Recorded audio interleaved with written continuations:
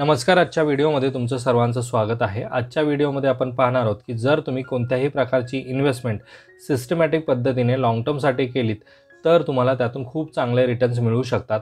पण ते कसं ते आपण आजच्या व्हिडिओमध्ये समजून घेणार आहोत. तर चला व्हिडिओला स्टार्ट करूयात. पण व्हिडिओला स्टार्ट करण्याअगोदर जर तुम्ही चॅनलवरती नवीन असाल आणि चॅनलला अजूनही सबस्क्राईब केलं नसेल तर चॅनलला सबस्क्राईब करून ठेवा, म्हणजे असेच इन्फॉर्मेटिव्ह व्हिडिओज तुम्हाला या चॅनलवरती पाहता येतील.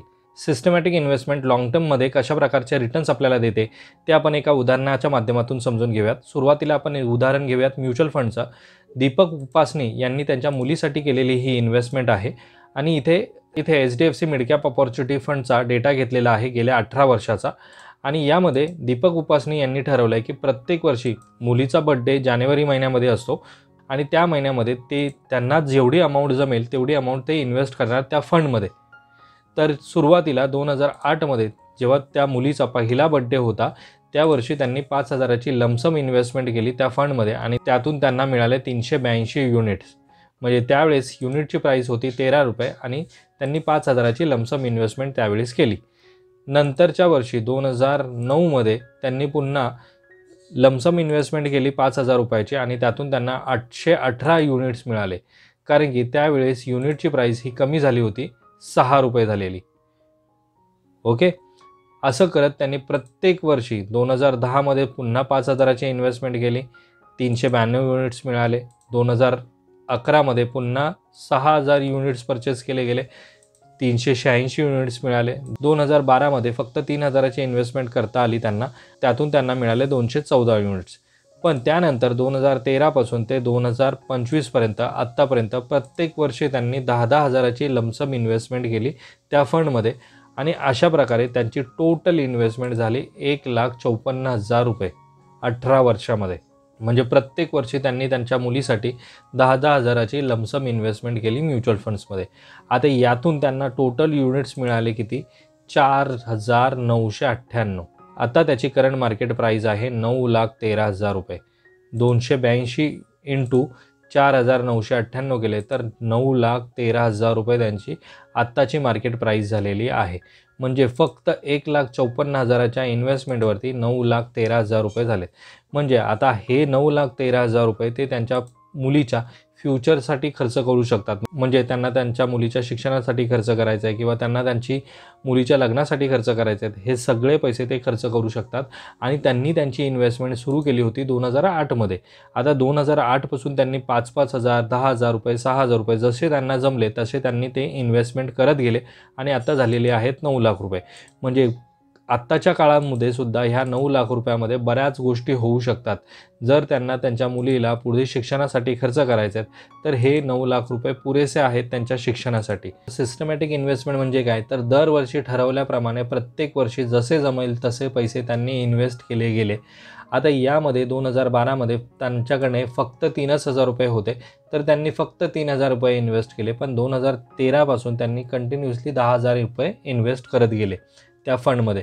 आता यामध्ये जर तुम्ही NAV पाहिला, 2009मध्ये मार्केट क्रॅश झालं आणि त्यामुळे त्यांचा जो NAV आहे तो 6 रुपये आला.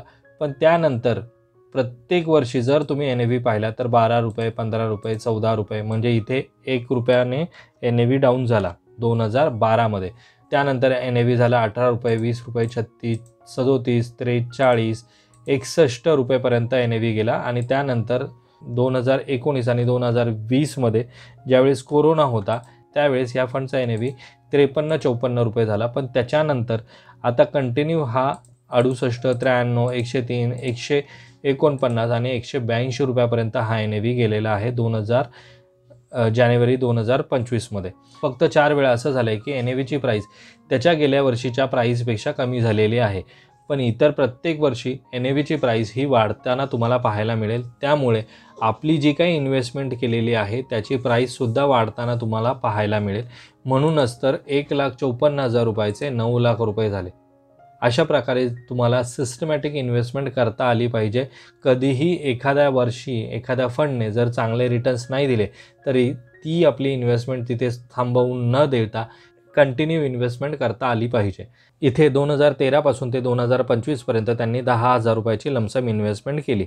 पण इथे सुद्धा जर त्यांनी इन्व्हेस्टमेंट वाढवली असती आणि 15,000 रुपये केली असती काही वर्षांमध्ये, जेव्हा जेव्हा त्यांना जमेल त्या त्या वर्षी त्यांनी जर 15,000ची SIP केली असती तर पुढे जाऊन त्यांना अजून फायदा झाला असता.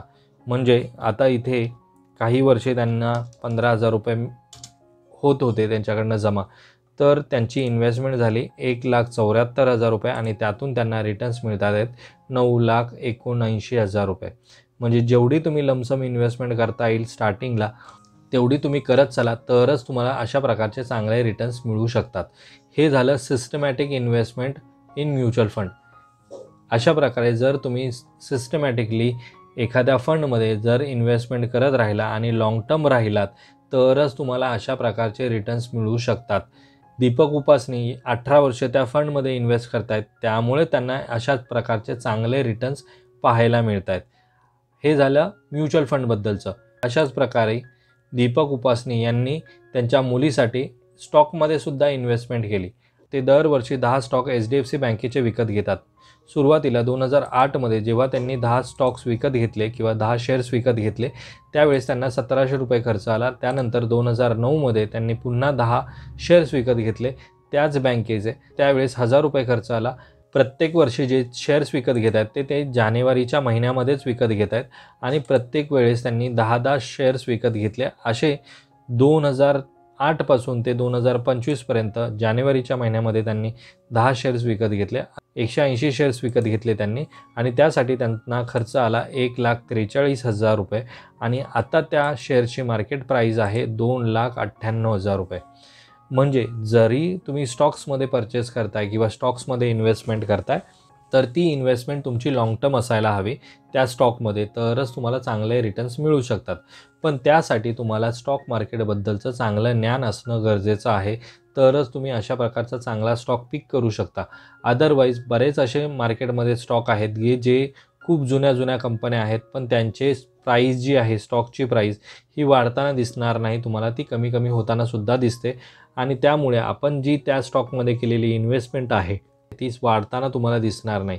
इथे तुम्ही 1,43,000 रुपये इन्व्हेस्टमेंट करताय आणि त्यातून तुमची इन्व्हेस्टमेंट होते 2,98,000 म्हणजे जवळपास फक्त 1.5 लाखाचं ॲप्रिसिएशन मिळतं आहे तुम्हाला 18 वर्षामध्ये. तेच जर तुम्ही म्युच्युअल फंड्समध्ये पाहिलात तर 1,74,000ची तुमची इन्व्हेस्टमेंट आहे आणि त्यातून तुम्हाला मिळत आहेत 9,80,000 रुपये. म्हणजे याच्यामध्ये तुम्हाला 3 पटपेक्षाही जास्त रिटर्न्स मिळतात आहेत. म्युच्युअल फंडमध्ये इन्व्हेस्टमेंट करण्यासाठी तुम्हाला कोणत्याही प्रकारचं एक्स्ट्रा नॉलेजची गरज नाही आहे. तुम्हाला फक्त एखादा चांगला फंड चूज करायचा आहे आणि त्या फंडमध्ये इन्व्हेस्टमेंट करत राहायचं आहे. बाकीचं जे काही काम आहे तो फंड मॅनेजर बघून घेईल. त्याला कुठल्या स्टॉक्समध्ये इन्व्हेस्टमेंट करायची आहे, कुठल्या स्टॉकमधनं एक्झिट करायचं आहे, हे सगळं काम आपला फंड मॅनेजर करत असतो. तुमचं काम काय आहे की एखादा चांगला म्युच्युअल फंड शोधायचा आणि त्यामध्ये इन्व्हेस्टमेंट करायचं आहे, तरच तुम्हाला अशा प्रकारचे चांगले रिटर्न्स फ्युचरमध्ये मिळू शकतात. या व्हिडिओमध्ये जे काही फंड्स मी तुम्हाला सांगितलेत किंवा जो स्टॉक्सबद्दल तुम्हाला सांगितलं आहे यामध्ये माझं कोणत्याही प्रकारचं बाईंग किंवा सेलिंगचा रिकमेंडेशन नाही आहे. हा व्हिडिओ फक्त एज्युकेशनल पर्पजसाठी बनवलेला आहे. त्याच्या माध्यमातून सांगण्याचा प्रयत्न आहे की तुम्ही सिस्टमॅटिक इन्व्हेस्टमेंट करत राहा, लाँग टर्ममध्ये तुम्हाला खूप चांगले रिटर्न्स मिळू शकतात. आजचा जर व्हिडिओ तुम्हाला आवडला असेल तर व्हिडिओला लाईक करा. चॅनलवरती जर तुम्ही नवीन असाल तर चॅनलला सबस्क्राईब करा. भेटूयात आपण अशाच एका इन्फॉर्मेटिव्ह व्हिडिओमध्ये. तोपर्यंत बाय बाय.